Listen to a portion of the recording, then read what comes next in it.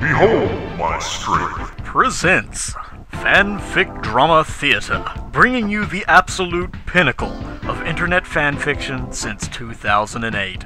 Now please, give a big warm welcome to your host, me!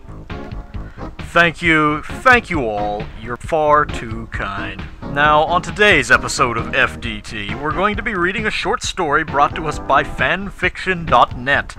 Unleash your imagination. Today's story was written by Junkyosha no Tamashi and is a Megaman Zero fanfiction titled Hot and Cold. It's comprised of 4,994 words split up amongst 2 chapters and was published on February 7th, 2012. So sit back and please, enjoy this Megaman Zero fanfiction. As always, before we begin, let's start off with a note from the author. Good heavens, I'm on a Megaman fic binge lately. So many ideas, so many things and pairings I want to write, and as always, almost no time to do it all. Fantastic! This was a long one-shot the way I initially planned it out, but now that I've written the first chapter's worth, I think I'll make it into a few chapters. Who knows? It might turn out to be a big story. I guess we'll just have to wait and see. My thanks must go out to Rage of the Hero, Celestial Moonlight Blade, and Jim Van for writing such awesome stories, specifically Heart of the Ice Dragon, Desire, and A Fair and Cold.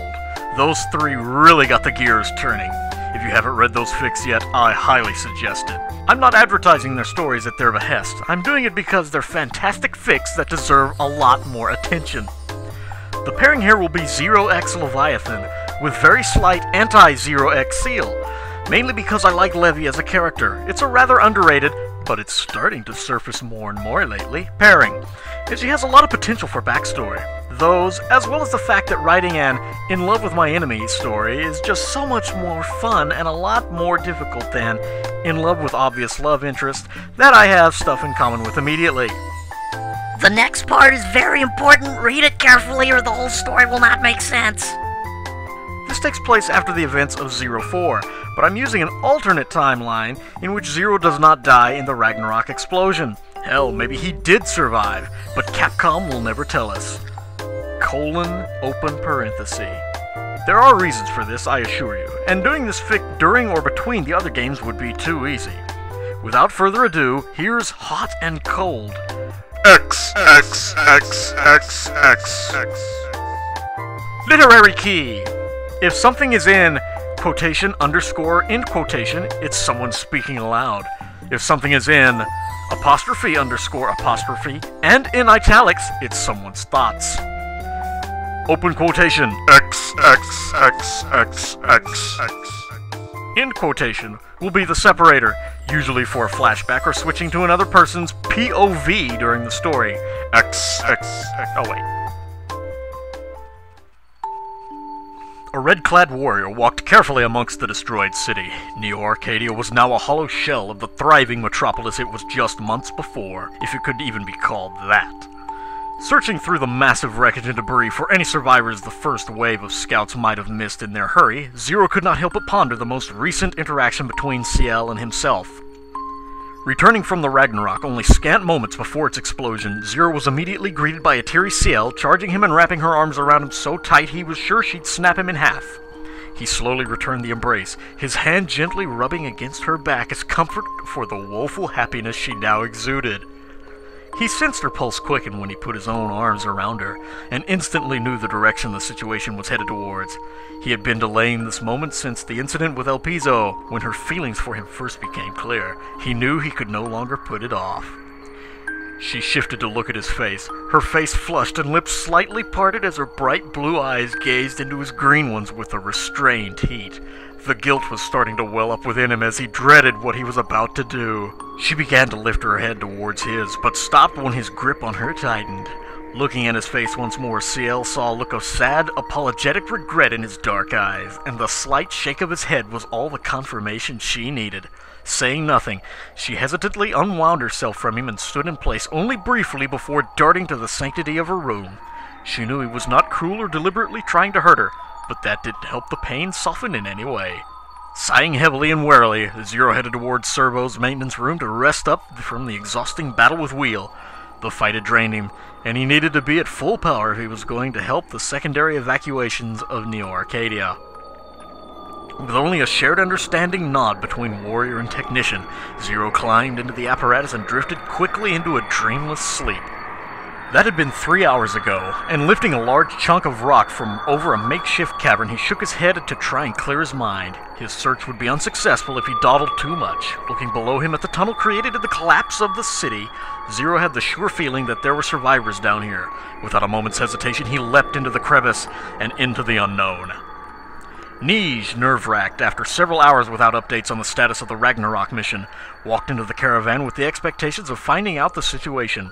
What she did not expect was CL dashing from the command trailer to her own personal quarters, tears streaming freely from her eyes. After a moment of stunned surprise, Neige felt a pang of dread. Why would CL be crying that severely? Had he not made it back? She needed to know, now. Following the distraught scientist through the metal doors, the crimson-haired journalist made her way to the small bed CL was sobbing on. Placing her hand softly on her shoulder, Neige waited only a moment before asking, "What's wrong?" A tearful and anguished face stared back at her as a quivering answer resounded like a gunshot through the metal trailer. Zero, he... Neige's eyes went wide and CL immediately understood what her words implied. Shaking her head, she elaborated, her voice still shaking. He pushed me away. A sad look of knowing replaced Neige's shock, and she quickly gave the blonde scientist a warm hug, offering the only comfort she could at the moment. CL slowly accepted the invitation, her small hands gripping Neige's shoulders like vices as she vented her tears and sorrow.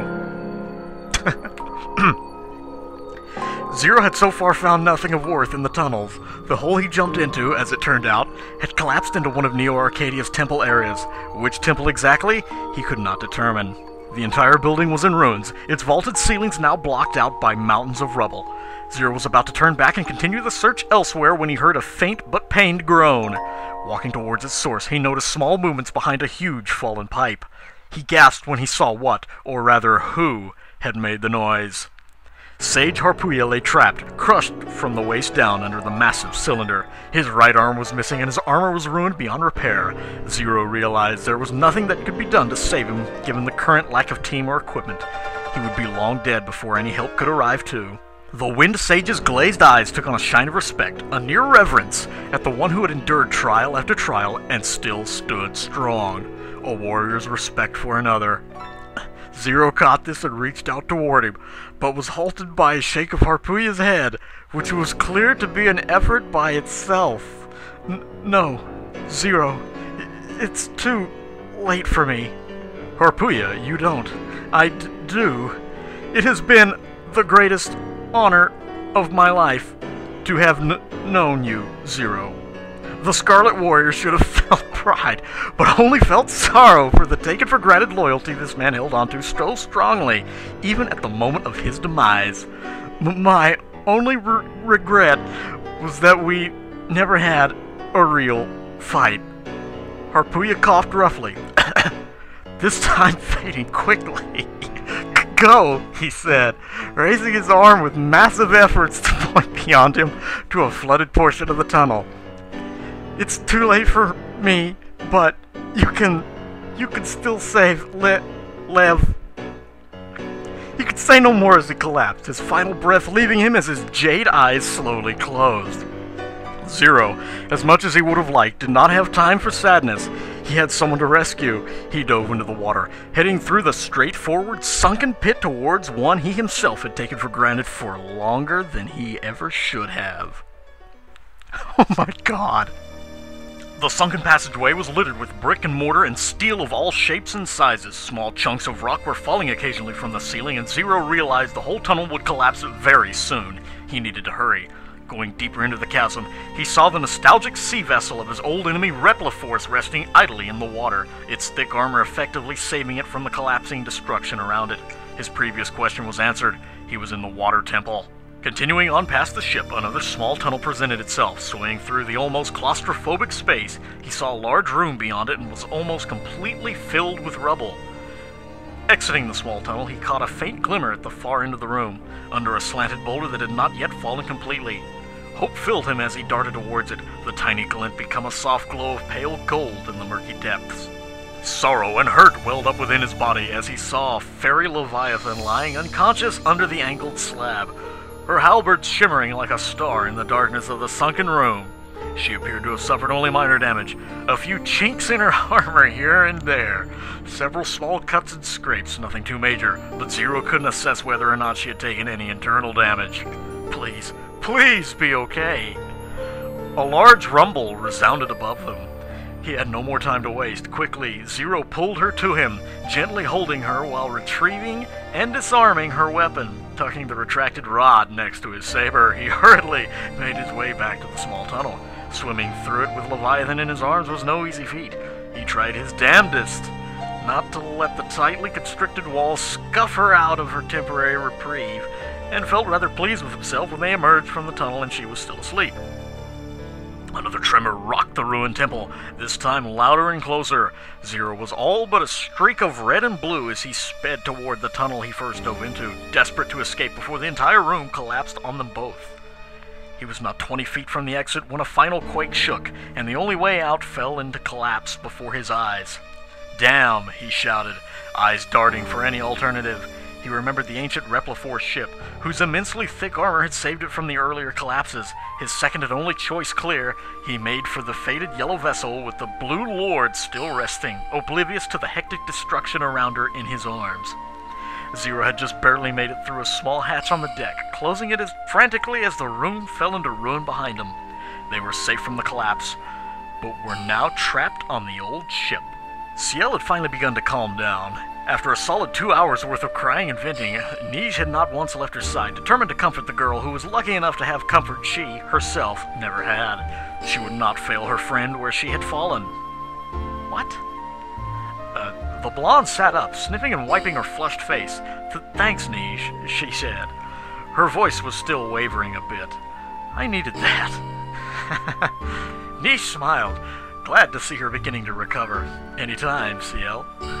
Their shared smiles were short-lived as alarms blared throughout the vicinity of the caravan and Area Zero. 2 pairs of eyes went wide before 2 bodies rapidly headed to the command center.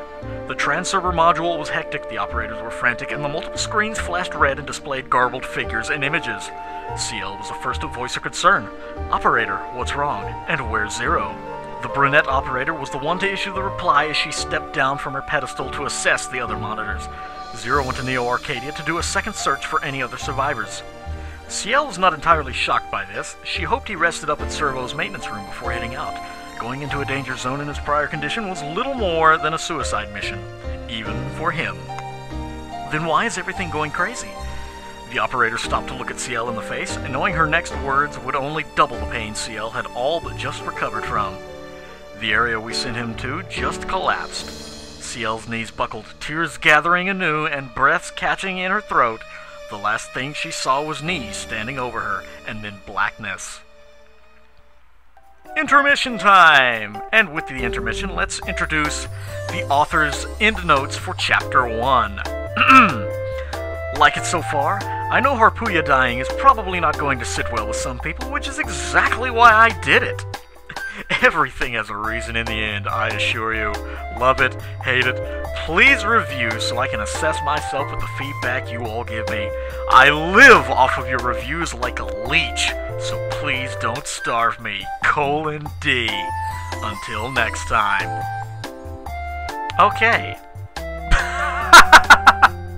Oh my god. Well, this is shaping up to be an Academy Award winner, I can already see. I suggest you all go grab a drink in this brief intermission, and next up we will tackle Chapter 2 of Hot and Cold.